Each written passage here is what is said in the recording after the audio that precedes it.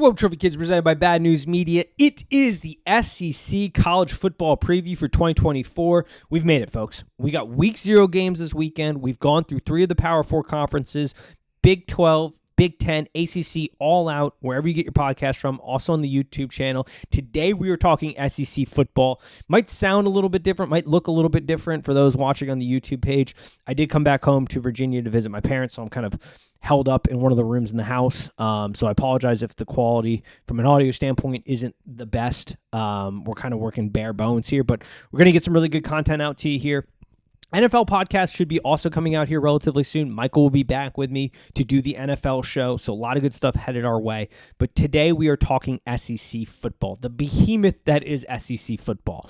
We're going to start right off the top with one of the newcomers, the Texas Longhorns, a team with big ambitions this season, lots of expectations, 12-2 last season, made it to the playoffs, lost to Washington in an absolute nail-biter of a game. Steve Sarkisian is back, and with him, a ton of returning production. But they've already been sustained a pretty major injury we'll talk about here. But I think the perfect place to start is offense, and the perfect place always when you start on offense is the quarterback position.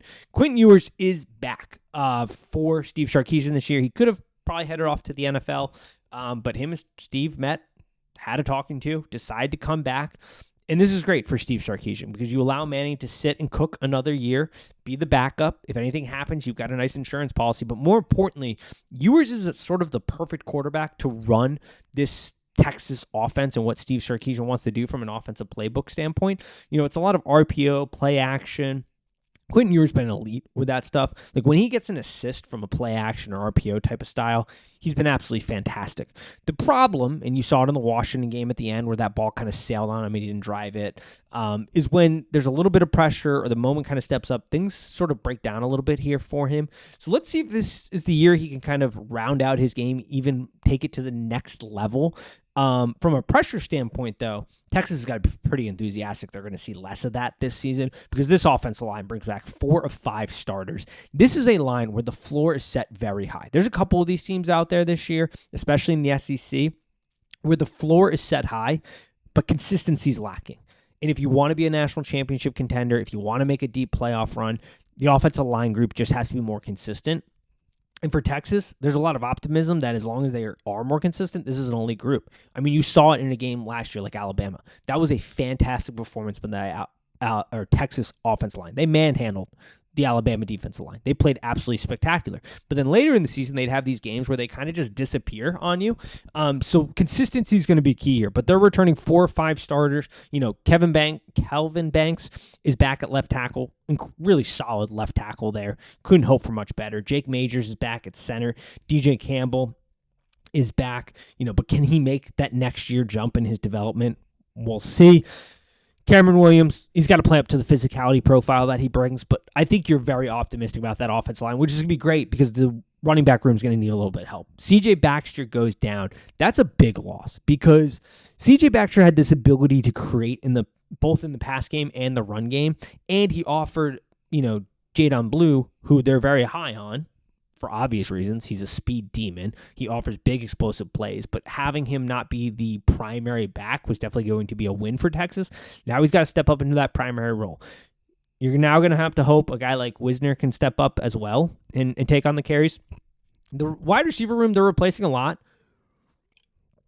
Guys went to the NFL, but the guys they brought in, I think, give you a lot of optimism. Like, you got this Bolden kid. He's a shifty wide receiver, very elusive. Jonte Cook had a nice freshman year. Let's see if he can kind of pick up where he left off. You bring in Isaiah Bond, who offers you a great kind of 50-50 ball wide receiver, attacks it at the high point, good strong hands. Amari is a guy that might pop at tight end. I think overall, when you look at the offensive profile for this team this year, I don't expect really a major dip here. I think with the offensive line improving, with Ewers back for another year in Stark's offense, kind of taking that next step forward and being able to handle pressure, not having things break down on him. Offensively, this group takes a step forward. I think it's the defense where we start to see the concerns. You know, defensive line, you got to replace 2 behemoth. I mean, just absolute beasts inside with Sweat and Murphy. They're both off to the NFL. That's a lot of production you got to try to replace inside. But you've got some guys, like you've got some dudes on this defensive line. Ethan Burke, jumps right off the page. He's probably going to be the most improved guy on this lineup. He had 41 total tackles last season, 5.5 sacks. Sorrell comes in, another guy who can get some good pressure on you, solid player. You got the newcomer and Trey Moore coming in from UTSA. He was the AAC, defensive player of the year last year. Let's see what his adjustment's like into the SEC, but I think you have to be relatively optimistic about him. At linebacker, Anthony Hill. Fantastic year, I thought. 67 total tackles, 8 tackles for loss, 5 sacks, 2 pass deflected, 1 forced fumble. Freshman year, that's what you're getting out of this guy.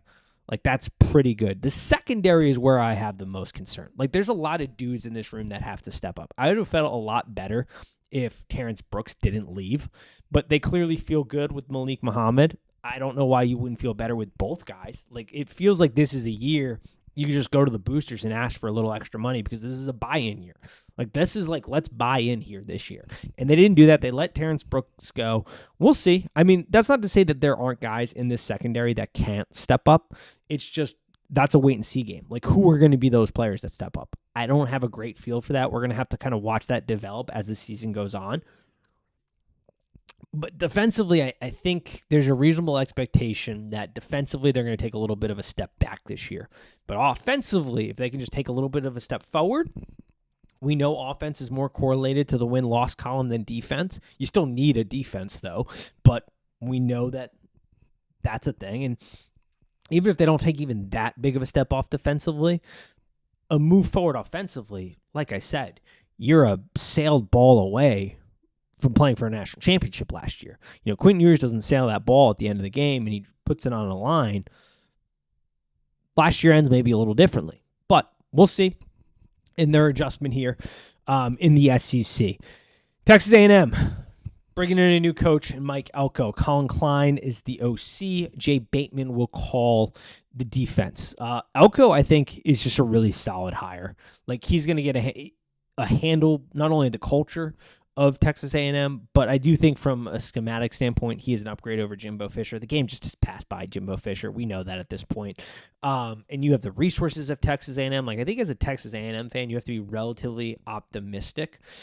Offensively, they've already kind of said that they're going to tailor the offense to Connor Wegman's strengths, which is fantastic. Like, I'm a big Colin Klein guy. I think he's a great OC. I love that he's not stubborn in his systems. He showed it at Kansas State. He is adjustable and adaptable based on who he has at quarterback. That's a fantastic quality to have in an OC. Running back room, 3 solid back rotation. I don't think there's necessarily a bell cow or alpha in the room, but between Owens, Moss, and Daniels, I think you've got 3 solid backs. You can rotate in, keep fresh legs. Production shouldn't drop off too much between the 3 of them. Like, I think you're pretty solid there. Wide receiver room. This is a concern, I think, because, like, who's going to be the guy? I think it's probably Noah Thompson, but they need somebody to step up. At tight end, that's a nice duo, though. Like, there's a nice tight end duo here with Green and Watson. It's just who in the wide receiver room can step up, be that guy, and be a force for them in the passing game. Offensive line, this is where one of the best hires, I think, for the Elko era happened. He brings in Adam Cushing from Duke, the offensive line coach. If you don't follow offensive line coaches, this is a good hire. He does a great job developing talent. Guys develop really well under him. He tends to get the most out of the talent profile that he's given. So stock arrow up for the future of that offensive line for sure with that hire.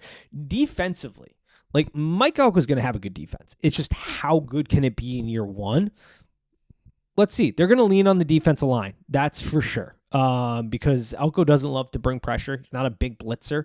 So you're going to have to get it up on the defensive line part. Good news is they bring in Nick from Purdue, Big Ten leading sack leader last year.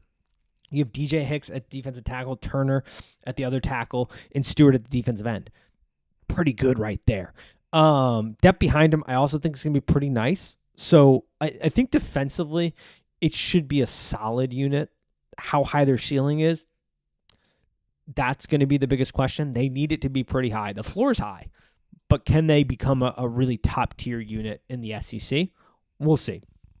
Linebacker, York's going to need to avoid a sophomore slump. And you get Scooby Williams transferring in. I think that's a good transfer piece in Williams, but you definitely need York to just not have a dip in production. He has to return to last year's form. If he has a dip, this room could be in trouble.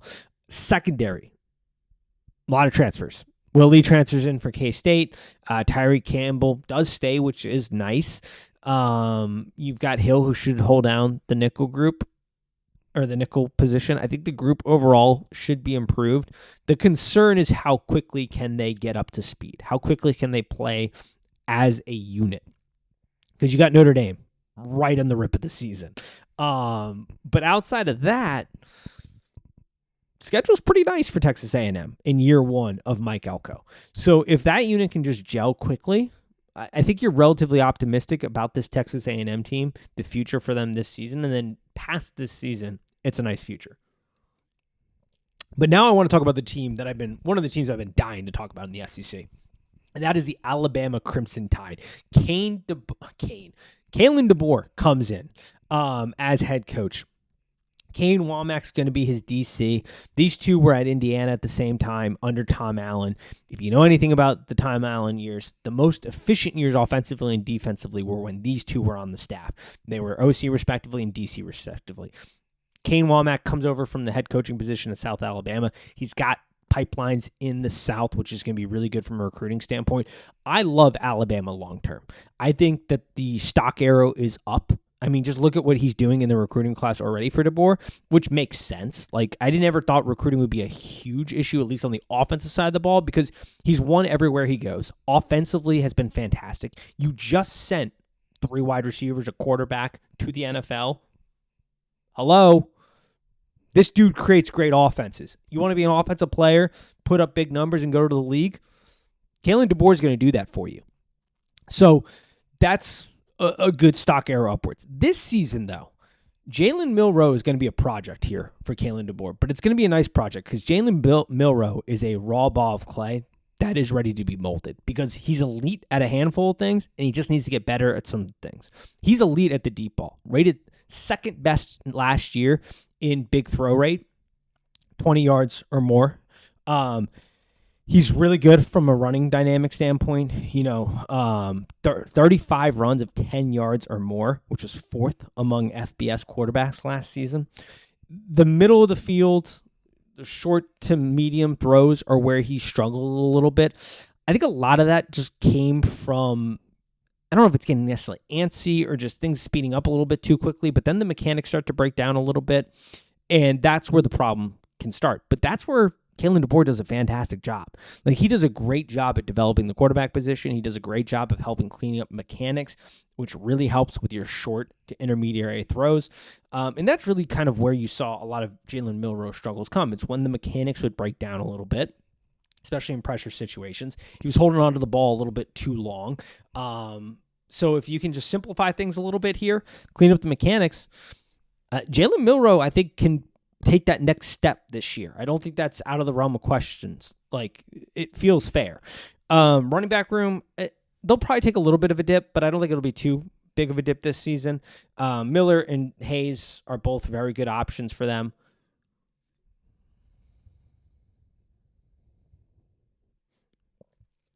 Sorry, I had to take a little bit of water there. Wide receiver, tight end. This is where the work's going to be cut out the most because Saban's offenses have sort of slowly declined towards the end of his tenure there. It was the worst offense he's had in recent memory last season. The wide receiver rooms have certainly they've just taken a little bit of a step back compared to what was being produced, in those 2018-19 years type of deal. Where can we go from here? Ryan Williams is a 5-star freshman. They're excited about him as a guy who can step up. Kalen DeBoer's scheme will definitely get some guys open, which will be good. But we'll kind of have to see who develops in this room, who can step forward this room. Like I said, long-term, though, I think you've got to be incredibly excited as an Alabama fan. Offensive line should improve. They bring in the freshman All-American center from Washington. That should help. Snaps were an issue last year for Alabama, which then becomes an issue for Jalen Milroe because when you aren't getting a clean snap and you're having to adjust the snap, take your eyes off of coverages to get the ball, reset, and then throw, just those small margins of errors getting cleaned up will be huge for them. Guard should be really nice here. Caden Proctor is back, which will be a good sign for them. So awesome there. Defense. Womack's going to bring that 4-2-5 swarm defense here. It's going to be a little bit simpler than what Saban was trying to run, which will allow guys to play fast, I think. The defensive line is a question mark as far as who can get consistent pressure. Like, who can be Agent Chaos on this defensive line? That's a question mark. We'll be looking to see what develops there. Linebacker, I think, is a really solid room. I don't think you have too many questions there. I think they're going to be good, Campbell and Lawson. Secondary, Damani Jackson comes in from USC. Really talented kid. Let's see if he can play up to his talent profile, though, at Alabama in the SEC. Jones is probably going to be his running mate, but they really like this Brown kid, the 5-star recruit. So we'll see who else kind of develops here. Sapp comes in from Michigan to play safety. Really solid player there. Smith will probably play that Husky position, but Red Morgan is showing really nice too for Alabama. So there are pieces in this Alabama defense. I think it'll probably take a little bit of a step back because you're going from one of the greatest college football coaches of all time, who was a genius when it came to defensive play calling and schemes and what they were running. But I don't think it should take that big of a dip. And then future, once again, I'm high on this staff. I'm high on Alabama's future. I think they're going to be just okay and be fine and off and running. Now, will it be Nick Saban good? No, that's I think unrealistic. But will this be an Alabama program that stays around in national relevancy, competing for championships? Yes, I think that is well within reason under Kalen DeBoer. From Alabama, we are off to Auburn, where Hugh Freeze, I think, recognized this isn't the year. Let's save a little money and come back next year. Because Peyton Thorne is going to be their quarterback. He's a nice stopgap guy, but they could have gone out and gotten some bidding wars for quarterbacks this season. And the fact that they didn't, the fact that Hugh Freeze decided to kind of save some of those NIL bucks for another day, I think shows that this year is a year for development. They've got a lot of young talent on this team that's going to get a lot of reps and a lot of experience this year. They're still going to be a good football team. Like, I don't get this twisted. I'm not talking like this is going to be a bad football team. Win-loss is set at 7.5. I'm talking about towards their expectations, where the market is pricing them this season. Like, this is a team that could creep into the top 25 and stay around there, but I don't think they're competing for any of their big long-term goals. And I think that's a reflection of what they have at quarterback. Like, Peyton Thorne's fine, but he's not going out there and winning you an SEC championship. He isn't elevating play on a bad day. He's not getting you deep runs in the playoffs. Like, that's going to come next year or the year after that. And I think Hugh Freeze realized that, saved some of the war chest because they've got a pretty good-sized war chest down there in Auburn, and is going to let some of these young guys develop. Obviously, right off the rip, Ken Coleman's the biggest piece to that. Year one, I mean, if he was in a different recruiting class, he'd be the number one wide receiver option. He should step in and make a difference. They get the Penn State transfer in Lambert Smith to come over. He's fine. Like, should be all right. They did a good job in the portal, I think, overall, getting the wide receiver tight end room kind of rounded out. Running back, Hunter, he's a good back. Should be really solid for them there. Offensive line, I think they should be a little bit better this season. You know, Lou's back at center. He's a rock for them. Solid guy. Pierce Lewis, you know, if he can play up to the tackle. Percy Lewis, not Pierce. Percy Lewis. If he can play up to the talent, could be really nice. Both guards, I think, are solid. Like, the offensive line, I think, will be pretty solid. Defensively, only 4 guys returned because 5 guys are off to the draft. And this is where a lot of young guys are going to get reps for the following seasons because there is a lot of young, kind of blooming talent on the defensive side of the ball. They're going to need a guy on the defensive line, though, to be able to get pressure. Folk's probably the guy. We'll see. But like I said, a lot of really young talent that could maybe pop this year, but it's probably going to be next year. So it's just going to be a very big developmental year. Like, enjoy the year for what it is. Enjoy seeing a lot of these young guys play. And just know that next year and the year after that are probably your years. Both leading tacklers are back in the linebacker room, which is nice. Secondary has experience. Freeze is really high on this Thompson kid at safety, so we'll see. Like I said, it's a lot of young pieces for Auburn this year. They're going to be competitive. They're going to be good. They're going to win some football games. It should be a relatively fun season, but long-term goals, it's not in the cards this year, I don't think. And that's perfectly fine because you are rocking and rolling next season. If a lot of this young talent can get good reps this season, develop, be ready to push it next season, and then you go out and you spend and you get a quarterback, next season could be a pretty dangerous year for Hugh Freeze and the Auburn Tigers.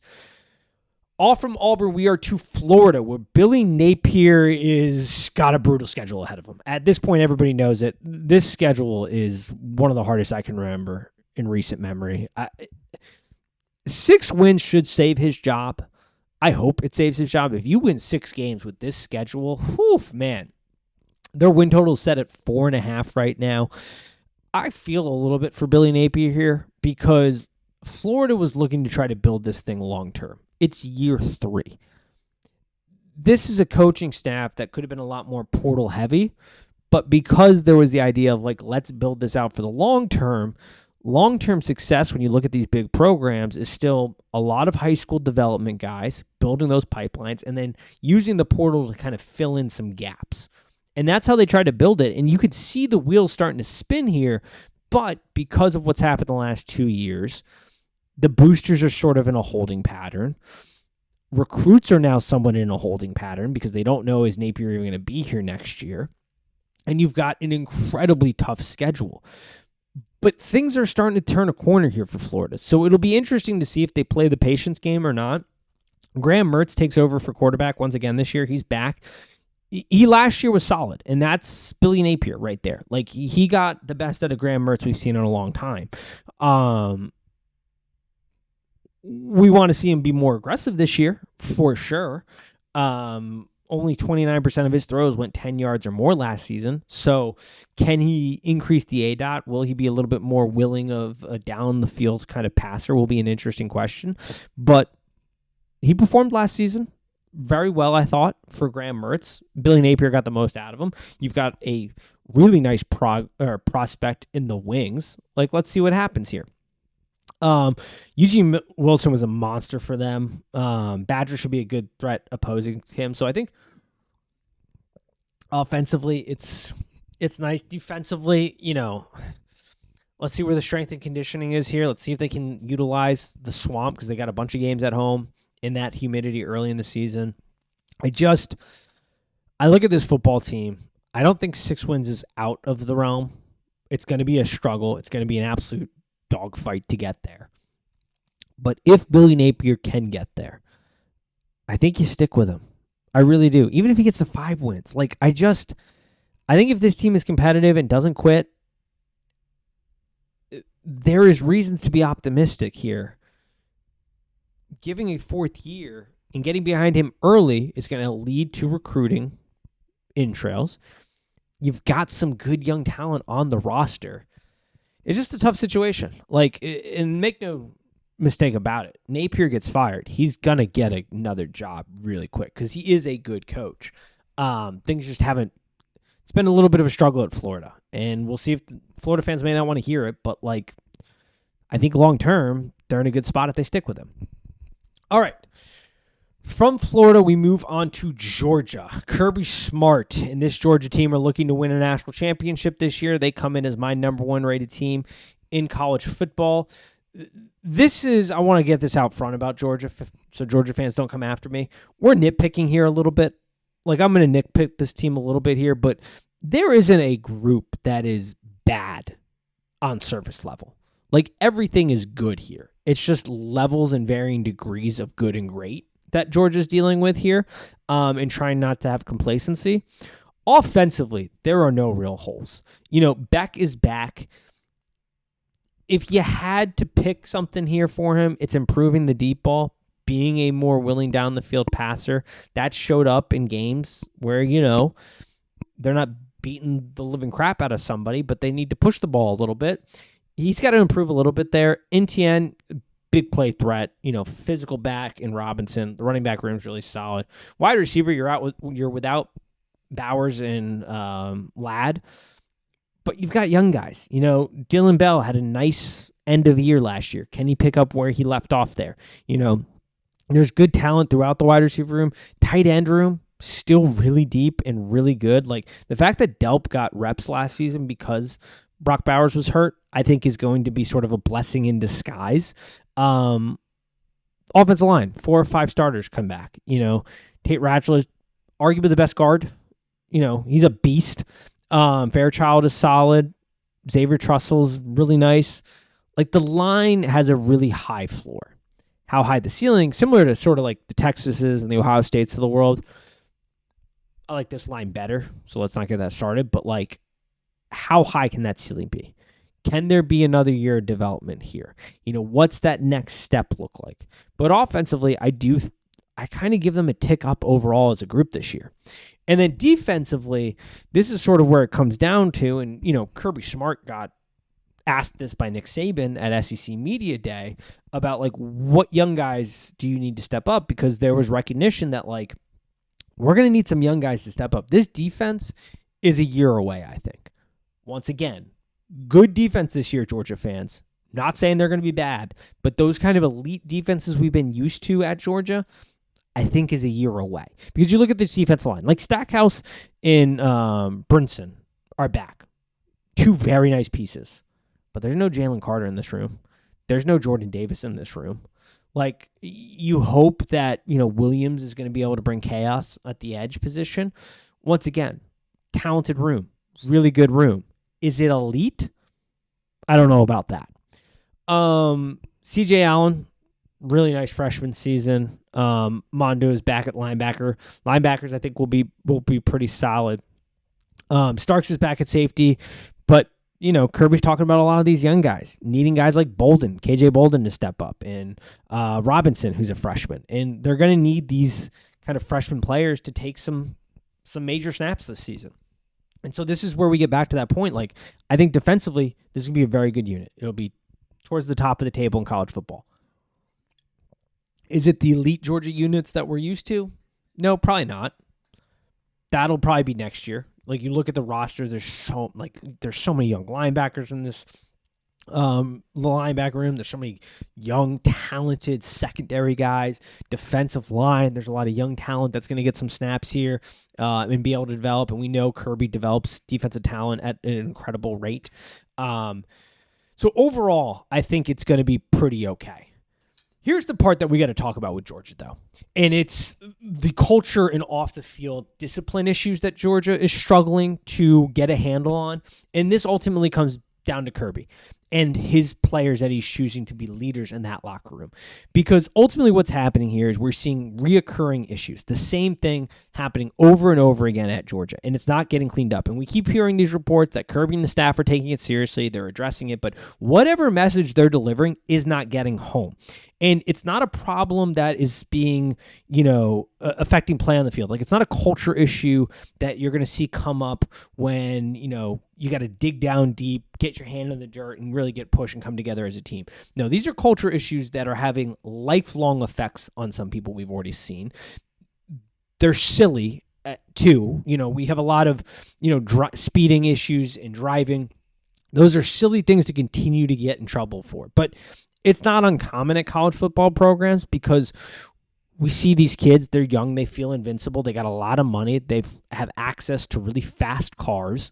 There's a lot of NIL collectives out there that do not, give out certain types of cars because they know kids are going to try to race them and they're not going to enable it. Now, could the kids still go out and buy them with the money they have? Absolutely. But the collectors aren't going to give it to them. Like, something has got to change. Disciplinary stuff has to change. Guys got to start missing time or something. Because if you don't get this under control, we've already seen lives change because of what's going on at Georgia. We don't want to continue to see that. Like, kids make mistakes, understandably. We're lucky that we haven't seen more major life-changing events happen with this Georgia team. Let's nip it in the butt before it gets there.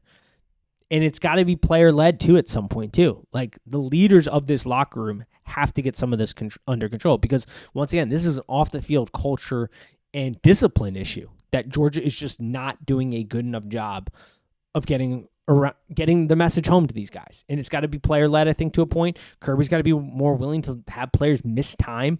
Like, I'm not for necessarily kicking kids off the team. I think of that Nick Saban speech, a couple years ago, and I think it still rings true. Like, I'm a big believer in second chances. I think guys can make mistakes, depending on the severity of the mistake, too. There are some things that just cross the line too much, like we just recently saw with Georgia and a player who has a history of some pretty disgusting stuff. And so for some of that stuff, yeah, okay, maybe kicking him off the team is the option here. But for a lot of this other stuff that's happening, something's got to change. I don't know what else it's got to be, but there's a problem here. And Kirby and his staff are not doing clearly a good enough job of addressing it. Something's got to change. All right, Kentucky. Mark Stoops, head coach, getting the absolute most out of this Kentucky football team. It's pretty incredible what Mark Stoops has done at Kentucky and what he continues to do, because this is a football team that wins the games they're supposed to win. Mark Stoops isn't a coach where he's out there losing games he's supposed to win. He wins them, and then there's a handful of games every year that they're in that they probably shouldn't be, but because they're a really well-coached team and he does a really good job of putting a product on the field that keeps fans engaged and entertained before basketball season comes around. Mark Stoops killing it at Kentucky as far as I'm concerned. The offense should take a little bit of a step up this season. Brock comes in. I don't think there's going to be much of a difference there, but I think the reason you're even more optimistic is this Gavin Winston kid comes in from Rutgers. Now, not a great passer. He'd miss a lot of these kind of like layup throw type passes at Rutgers. It's why they ultimately moved on from him. But he offers you something in the run game, which makes it that you can run some very interesting packages. He's a nice insurance policy to have here if Brock goes down with an injury or something. But I think from a quarterback standpoint, you've got a slight upgrade here in this room. Running back, nice. I don't have too much complaints about the running back room. I think it's solid. Wide receiver room is where you're really excited. Like, this has a chance to be one of the best duos in the SEC between Key and Brown. And then you add McClain in the portal. Like, this is a really, really nice wide receiver room that I'm very excited about at Kentucky. And I think Kentucky fans should be very excited about the room. And it has a chance, like I said, to be one of the best duos in the SEC. At offensive line, center's back, tackle's back. I think overall the unit can take a step forward and be really nice. Defensively, this is where if Kentucky wants to just kind of be hanging around and be a really nice team this year, there's got to be improvement here. And this is sort of a byproduct of the Stoops defense, which is like we'd rather die by a million paper cuts than a couple big body blows. They keep everything in front of them. But that becomes a problem because third down is a very big issue for them right now. Third downs last year killed them. They were outside the top 100 in third down defense. Fantastic on the first two downs. Second in rush defense. But when it came to the passing scheme last year, everything is kind of built to keep it in front of you. And guys were taking advantage of those zones, running open underneath and converting on third down. So got to clean that up. Walker's the anchor of the defensive line. You've got kind of Silver and Weaver who have nice upside. I can't pronounce this guy's name. Rybaka, Rybaka. I'm really sorry. He's nice on the edge. The linebacker room is interesting too because Stoops is very excited about this room. You've got Jackson, who's really good for them, and then you bring in Dumas Johnson from Georgia. That's a really nice piece. Like, Dumas Johnson left Georgia not because he isn't talented and wouldn't be playing for Georgia. Kirby couldn't guarantee him a starting spot because there's so much talent in that linebacker room. And this is where a team like Kentucky really benefits because you can come in and sweep up an incredibly talented guy who elevates your linebacker room, all because Georgia has too much of a good thing. And so that's a really nice, solid piece. DB, Harrison's solid, keeps things in front of him. Stoops is going to love that. Dunn's got to have a bigger role on the secondary here. Childress at safety is a nice piece. I think he kind of goes under the radar a little bit. Bit of a ball hawk. He's got to be a little bit better at playing against the run, I think, if he wants to take that next evolution in his game. But just really nice. You bring in Story from Alabama. I think, once again, this Kentucky team has a shot to do what they seemingly are doing every year, and that's have a solid floor. Win the games that you need to win, and then have a shot in 1 to 2 games that you're the underdog, but you have a chance to pull up an upset. And I think there's a reason to be optimistic about this Kentucky team. There's a reason to believe you're going to have some fun football being played down in Lexington. And yeah, I like where this unit's at as far as Kentucky expectations. I don't expect them to win the SEC or make a deep playoff run, but I think that's never really been the expectation in Kentucky. It's let's just not get embarrassed. Let's have a fun football season that keeps our fans engaged. Win some games. Don't lose to the bottom feeders. Be a nice middle-of-the-pack team that can, give some teams some troubles if they're not paying attention on a Saturday. And I think that's what you have in Kentucky once again. LSU. Brian Kelly. Oof, man, I think he's going to wish he'd spent more money on the defense side of football this year, folks. Offensively, this team's going to take a small dip, but that's to be expected when you were the number one offense in EPA by a mile last season. You're replacing a Heisman at quarterback, 2 freaks at wide receiver. Like, there's going to be some dip, but I think the dip's going to be minimal here because Grant Nussmeier, he knows the offense. Like, he's a super willing passer down the field, maybe a little too willing. There's been a lot of talk in camp about, him taking more of the short stuff, taking what the defense gets you, not always feeling you have to win big on every play. So that will be good. If that's, part of his maturation process this offseason, that's fantastic for LSU fans overall. Running back room, I think you got a nice duo in Williams and Jackson. Wide receiver, Karen Lacey is going to be the alpha in this room, I think. Who else can emerge will be really interesting. You have an offensive line that might be the best in college football. Will Campbell is probably the best offensive line in the country at left tackle. Right tackle, Emory Jones is fantastic. Guard play was really good last season. Center is new, but I think overall this unit has a chance to be the best in the SEC. Defensively, like I said, this is where they're going to wish they had spent some money because defensive line, I think, is going to be an issue. I think, linebacker, there's athletic guys like Harold Perkins in that room that can be really good, but secondary looks brutal in the spring game. I don't know, which is a weird thing to say because LSU is DBU, but for some reason in the Kelly era, the secondary has yet to be able to come together. The fact that you don't have a ton of guys up front, I think could present an issue. Let's see. Maybe they outperform their expectations. I just think that we're going to be sitting here later in the year going, man, this LSU team could have been better had they had another couple key pieces on the defensive line to help out the secondary because pressure helps, weaker secondaries. And this team, missed the mark because they just didn't go out and spend, and they didn't recruit well on the defensive side of the football. And that could be the story there. Missouri. What else do you want from this Missouri program? They're set to have another really good season, which is surprising because they lost a lot of guys production-wise. Offensively, though, they're returning good production here. Defensively is where they're going to take a big hit, but offensively, Brady Cook is back. Did a good job protecting the football. Has to stay healthy. 66% completion rate. Really nice. Running back room, you got Nate Noel from App State, Marcus Carroll from Georgia State.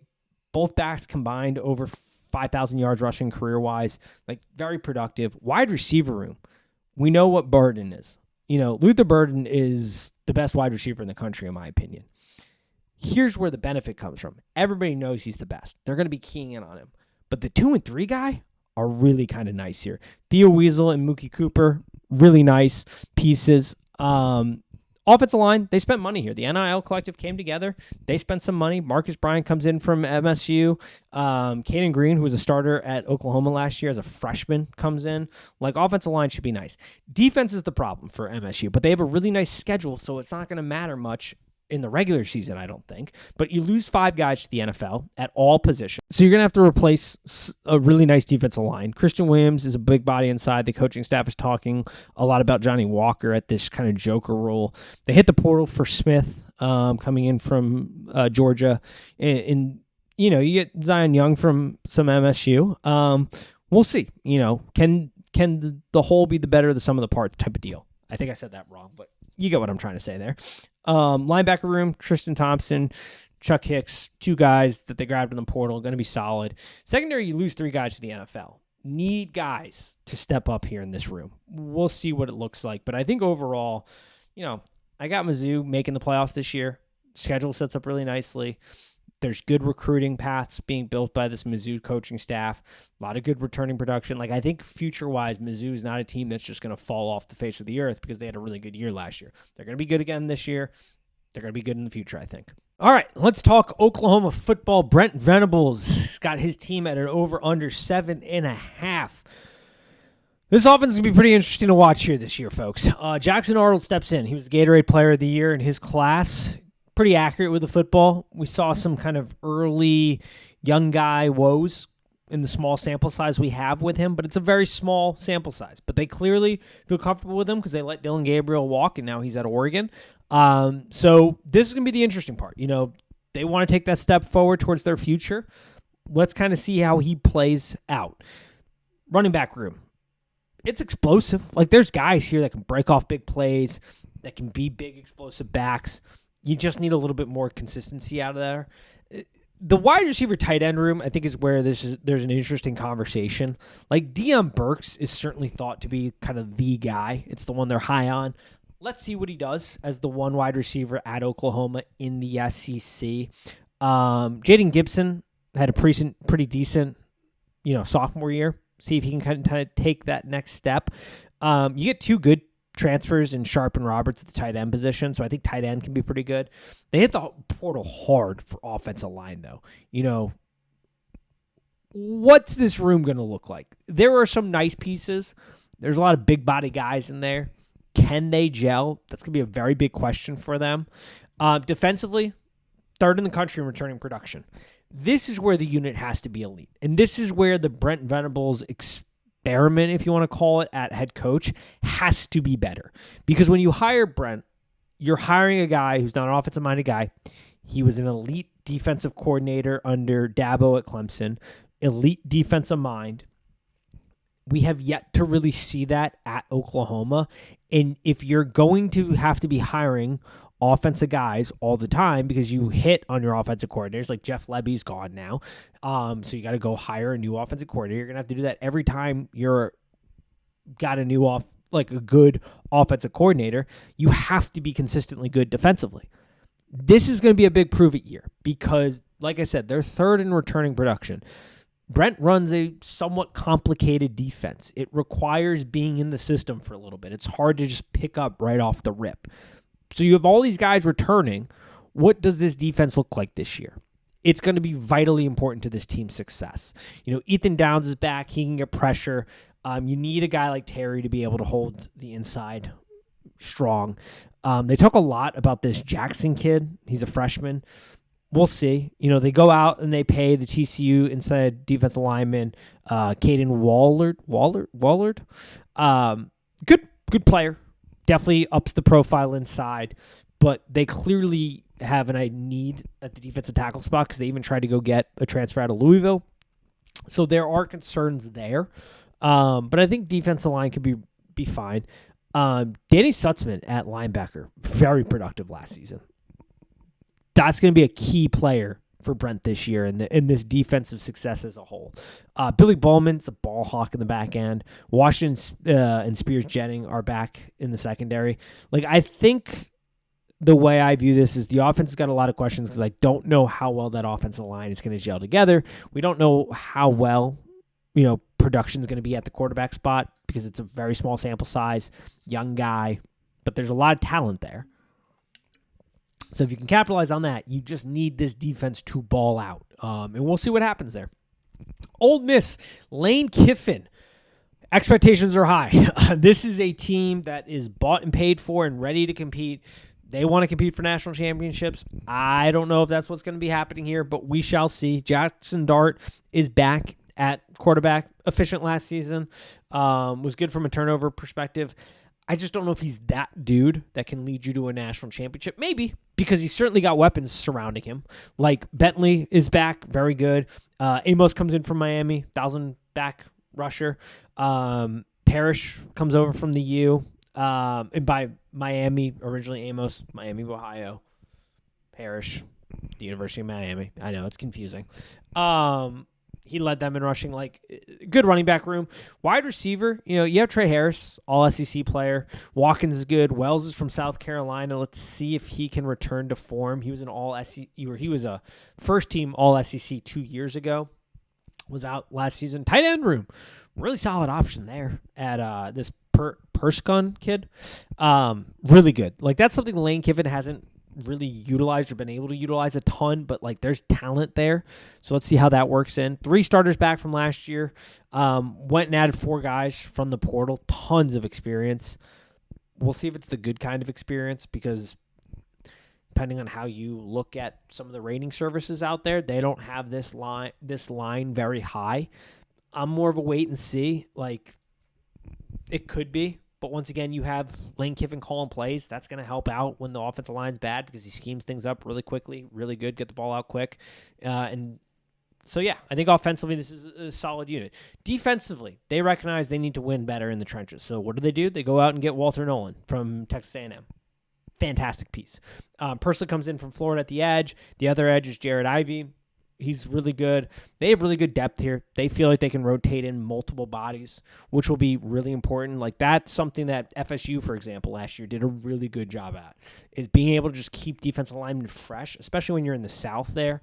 Having depth at the defensive line position is vitally important. So if they can continue to do that, then that'll be really good. Linebacker, Chris Paul Jr. comes in from Arkansas. Coleman is in his 5th year, Can he be that experienced dude in the room? We'll see. Secondary, Saunders is fantastic at safety with Trey Washington. Like, that's a really good duo there.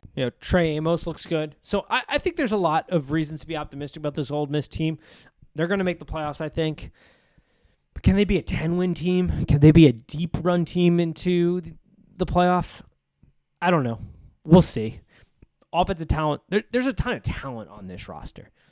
How well can they get that talent to play together is going to be obviously the key. That's like Captain Obvious level stuff right there. So we'll have to take a look and see how that develops. Tennessee, Josh Heupel comes into the season 8.5 over under. This offense, even with Joe Milton, still top 20 last year. You've got Nico coming in. The ceiling is incredibly high for this guy, right? Like really mobile, good arm. You've got a great scheme there. You got 3-headed back. That are gone from. Then we head to Tennessee. Josh Heupel over under set at 8.5. Woof, Nico's coming in here. High expectations for this kid. But look, even with Joe Milton at quarterback last year, Josh Heupel was able to get this offense to be in the top 20. So, the floor is sort of set with that type of coach. Nico offers an incredibly high ceiling. Like, this is a kid. He's mobile. Got a good arm. It's just, can he grip it and rip it, read it really well? We'll see. Josh Heupel does a great job of scheming it up, though. You lose a good duo of backs, though, but Dylan Sampson is back, and he can be pretty solid. Wide receiver. This is interesting. Like, Squirrely White's back. Brew McCoy, when healthy, is really good. You go out and you get Chris Burzel? Sorry, I'm terrible with names. We know this. From Tulane, really good. Mike Matthews is a freshman, but he should get some minutes. Offensive line, 3 starters back. Center Mays is back. Schmagens holds it down at right guard. Lance Howard is coming in from LSU to play left tackle. Very solid player. Like, I think that should be a nice little position for them. Defensively, James Pierce needs a running mate.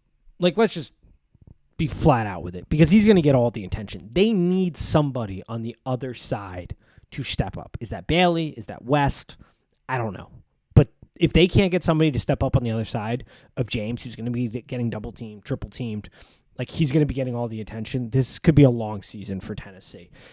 Inside, they run 4 to 6 guys deep. Like they're really excited about the inside part of the defensive line, which once again is fantastic. In the SEC, if you believe you can run 4 to 6 guys deep in a room, that is a massive, massive advantage, because you can just keep guys so fresh and really apply pressure onto an offensive line. So there's some really solid pieces in there. I sort of buy it. Like up front, for sure. Starting 2, fantastic. 2 deep, really good, I think. Like, there's reasons to be optimistic here. Coaches are really high at the linebacker room, too. This Keenan kid at middle linebacker, love him, talking a lot about him. Aaron Carter had an injury issue in the spring, but coaching staff's been really high. Like, they're talking a lot about this linebacker room. So, let's see how it plays out. Secondary, McCoy has a ton of potential to pop in that secondary, I think. Thomas was good in his sophomore year. Can he take that next step forward? We'll see. It's a nice room. Like, it's a nice secondary room. It's a nice linebacker room. It's really good at defensive tackle. Can they get another edge piece? That's the question. If they have the other edge piece, this defense is going to help the Tennessee Vols really compete this year. If they don't, this could become a different story. So we'll see. Now, let's wrap it up with the team that I've desperately wanted to talk about all offseason. I have wanted to talk about Arkansas so badly this season. I am so excited about this team because this team is volatility to the max, I think. And with volatility comes opportunity. Sam Pittman's on the hot seat, but more importantly, he has Bobby Petrino as the OC. And Bobby Petrino has this quarterback. Taylon Green comes in from Boise State. I can't wait to see this kid play. He's so much fun. Like, he's a roller coaster ride. The highs are high, the downs are down, but that's what's going to make this team so much fun this year. Like, for Arkansas, I think that's all you can really hope for in a season like this is, can we just have a fun football team? Like, when it's bad, it's going to be bad. But when it's good, people all over the nation are going to be talking about Arkansas, I think, because of what Taylon Green offers. I mean, his strides are like 4 to 5 yards. It's incredible. He's got some good arm talent when things are pieced together nicely for him. You've got Bobby Petrino calling this offense. We know how much Bobby Petrino loves a mobile quarterback like Green's going to offer here and how much it elevates the scheme that Bobby Petrino wants to run. You're going to have some of that power run scheme in there. And the running back rooms, really nice. Like, Jackson comes over from Utah, 1,300 yards last season. Like, that's fantastic. So that offers something nice for them. Like, I am very excited about this Arkansas team. Not because I think they're going to be fantastic. Their schedule is brutal, but because I think it's going to be a really fun brand of football when it's clicking, when it's popping. Week to week, they're going to be awesome to kind of see if there's an edge potentially there. When Green is on, it's going to be electric to watch. Wide receiver, tight end room. We'll see. The tight end room, I think, could be the strongest of the bunch here. Like, they had some guys show nice, Haas and Gums. Gums looked really nice in the spring game. Was fantastic, I thought offensive line, I think can be really nice. Like, this could be a really good offensive line group. They think it might be one of the best that they've had in Pittman's time. Defensive line, Eric Gregory, nice and solid at the D-line spot. They think they have 4 to 5 guys inside. A lot of coaches seem to believe that. We'll see. That'll be crucial if they can get that. They need a guy like Braxton in the secondary to pop this season. They bring in Robinson from South Alabama. We'll see. Like, it's just going to be a really fun team to watch. And I think as an Arkansas fan, all you can hope for is a really fun brand of football to root for this season. I don't know if Sam Pittman's going to be there at the end of the year. I'm inclined to take the over at 4.5. Because like I said, Bobby Petrino's offense, it's going to be volatile, but there's going to be opportunities to have a big splash game. They got to get out of the gates fast, though, because the schedule is brutal. If they can't get out of the gates fast, this thing will turn quickly. As an Arkansas fan, I don't know how upset you are if you're a Bobby Petrino fan because, well, you might have Bobby Petrino back. Sorry, I got to pull it up because I had it up and then I closed out of the screen. But yeah, you got RIP Pine Bluff win, okay, right? Like, that's solid. But then you got to go to Oklahoma State, but it's early in the season, so you might catch Oklahoma State in that weird little funk they get in the beginning of the season. Then you got UAB. Then you got Auburn, Texas A&M, Tennessee, LSU, Mississippi State, okay, Ole Miss, Texas, and then you wrap it up with La Tech, Missouri. Tough schedule. But if some of these teams aren't careful, Arkansas can catch you this season because, like I said, this offense, I think, is going to be a lot of fun to watch. I can't wait. So that's the SEC preview. It's a little quick one. Not as in-depth as probably the other ones, but like I said, it's a little bit of a bare-bones operation this week. But I wanted to get some material out to you. We're back in rock and rolling. We're going to have our betting previews every week. We're going to have our recap shows every week. We have yet to have a losing season on this show. We're going to keep that going this year.